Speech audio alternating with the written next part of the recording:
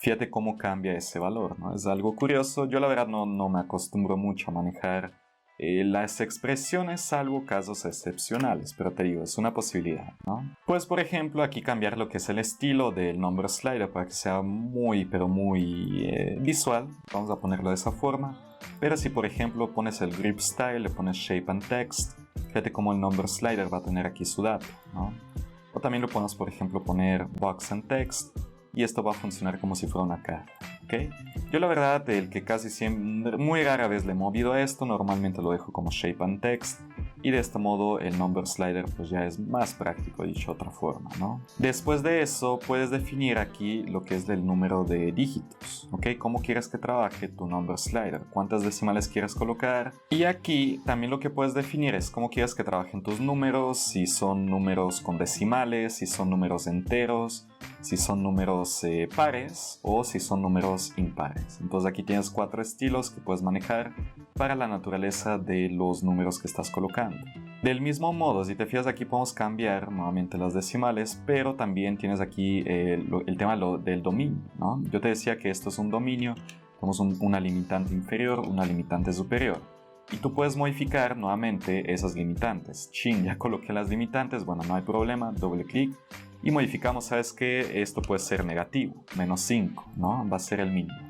Y el máximo a lo mejor puede ser 10. Entonces fíjate cómo nos da la suma de estos dos números, nos dice el rango total con el que puedes jugar es de 15, ¿ok?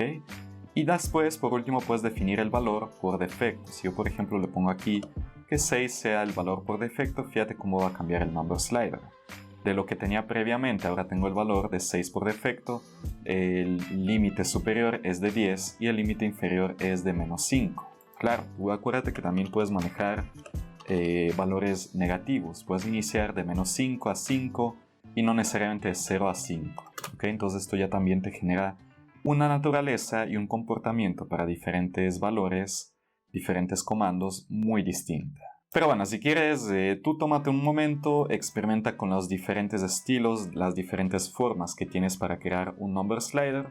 Y pues teniendo claras las 3 básicas reglas para trabajar en Grasshopper, vamos ahora sí a crear, no el primer algoritmo, pero vamos a crear, por ejemplo, un algoritmo un poco más mejorado. Pues muy bien, vamos a tomar entonces nuestro bendito mole con pozole. Voy a agarrar todo esto de acá. Adiós, au revoir. Y vamos a crear nuestro primer algoritmo, o el segundo. Bueno, vamos a tomar aquí. Comando es de cylinder, ya te había comentado. Tenemos una base, un radius y un length. Entonces, lo que es la base, podemos definirlo, por ejemplo, por un punto. ¿Ok? Vamos aquí a colocar lo que es el comando de point.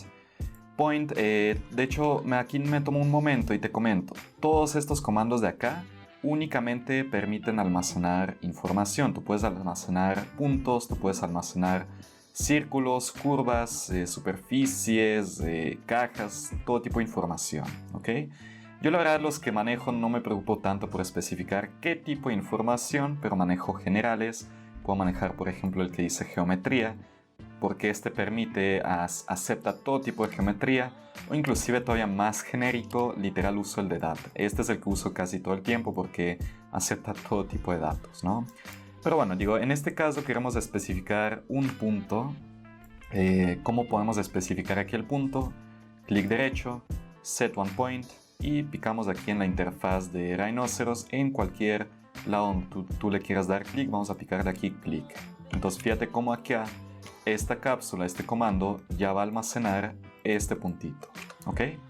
Fíjate lo que va a pasar si conectamos lo que es el cilindro a este punto. Fíjate cómo ya la posición del cilindro ha cambiado, ¿ok?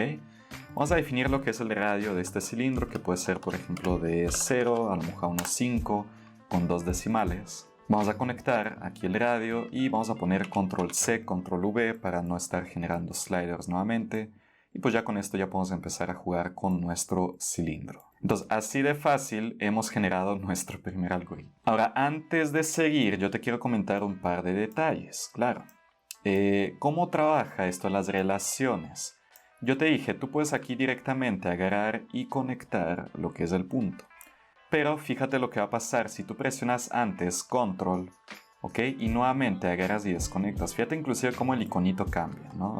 Creo que aquí lo puedes Vamos a hacer un poco de zoom, vamos a conectar nuevamente. Y fíjate lo que va a pasar con control. Si te das cuenta cómo se vuelve un color rojo, que significa que al revés vas a desconectar. Entonces, así de sencillo puedes desconectar cualquier tipo de relación. Ahora, ¿qué va a pasar en otro caso? Vamos a, por ejemplo, copiar y pegar este punto. Yo tengo 2 puntos y vamos a definir aquí otro punto que tenga otra posición.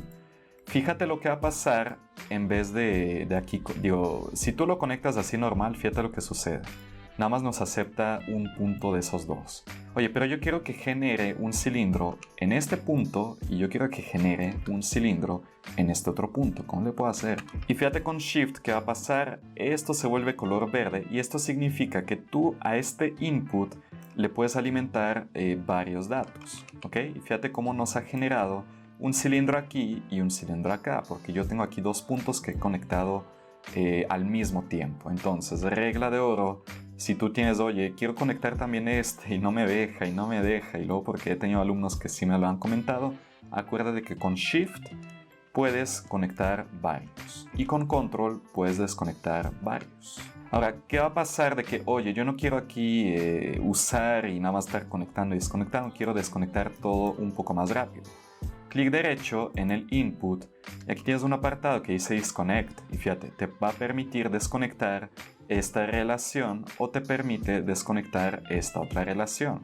O puedes usar el comando de disconnect all y ya de esta forma has desconectado estos 2 puntos de este input. Pero bueno, digo, yo nuevamente ahorita nomás para practicar voy a conectar mis 2 cilindros, ¿ok? Pero bueno, vamos a hacer otro ejemplo. Fíjate, qué curioso porque los cilindros no son sólidos, son huecos. ¿Cómo puedo hacer un cilindro que sea sólido si yo lo quiero imprimir en 3D o cualquier cosa? Bueno, vamos a hacerlo, vamos a tomar otro camino.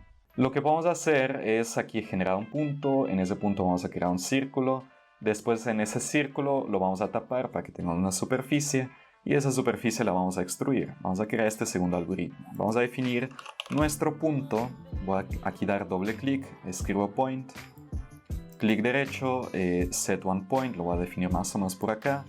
Y sobre ese punto vamos a crear, por ejemplo, un círculo. ¿Okay? Este círculo, el más básico de todos, que nada más te pide una base y lo que es un radio, o inclusive lo puedes encontrar aquí donde dice curva, primitivo y aquí en este iconito. Pero bueno, digo, yo voy a conectar aquí nuestro punto. Radio, vamos a tomar aquí el slider, igual puede ser de 0 a 5 con 2 decimales. Y vamos a jugar un poquito ahí para que tenga un valor por defecto, ¿ok? Boundary Surface lo que va a hacer es te va a tapar este círculo y te va a generar una superficie que abarca todo este contorno, ¿no? Aquí mi boceto todo feo, pero aquí está. Te va a tapar, te va a parchar ese círculo, en pocas palabras, ¿no? Fíjate, cuando lo conectemos, ¡tada!, nos ha creado aquí una superficie. Y fíjate lo que va a pasar cuando usemos el comando que se llama extrude, ¿ok? Extruir un elemento. Tú puedes extruir un círculo, puedes extruir una superficie, una caja, un brep. Hay muchas formas que tú puedes extruir, ¿no? En este caso podemos extruir pues, una superficie. Pero fíjate, lo conectas y no va a pasar nada. ¿Por qué? Porque si tú le das clic aquí al mensaje, te dice, mira, aquí tienes otro input que todavía no tiene dato, que es la dirección. Y la dirección, ¿cómo va a trabajar? Nosotros podemos definir un vector, ¿ok? Un vector se va a conformar de 2 elementos, una dirección y una magnitud. Y tú esto lo puedes definir en una dirección, puede ser por ejemplo en el eje de las Y, en el eje de las X o en el eje de la Z. ¿Ok? Por ejemplo, si nosotros aquí usamos otro comando, literal escribimos, yo la verdad se me hace más rápido, podemos escribir Z, X y Y, literal, ¿no? Si por ejemplo queremos extruir en el eje de la Z, podemos aquí definir un vector unitario, literal por defecto tiene una unidad de magnitud, ¿ok? Pero fíjate lo que va a pasar si aquí nosotros modificamos lo que es el factor. Ahorita por defecto tiene 1, ¿ok? Vamos a conectarle, por ejemplo, otro number slider que vaya de 0 a 5 con 2 decimales. Conectamos y fíjate lo que va a pasar, como ya podemos modificar lo que es ese vector. Y pues el resultado general de este pequeño algoritmo, fíjate cómo nos ha generado aquí un cilindro que es completamente sólido. Ya podemos usar operaciones sólidas, operaciones booleanas, bueno, todo lo que quieras, lo puedes imprimir en 3D y ya te va a dar el resultado. A diferencia de nuestro primer algoritmo que sigue siendo completamente web.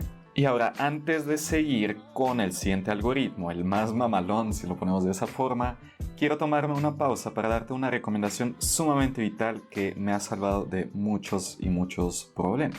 Si te interesa aprender aún más sobre este y otros temas, te invito a revisar mis capacitaciones en las plataformas de Udemy y Arcux. Ahí podrás encontrar material abierto al público entre recursos que profundizan aún más estos conceptos. Dejo los links en la descripción para que también los consultes.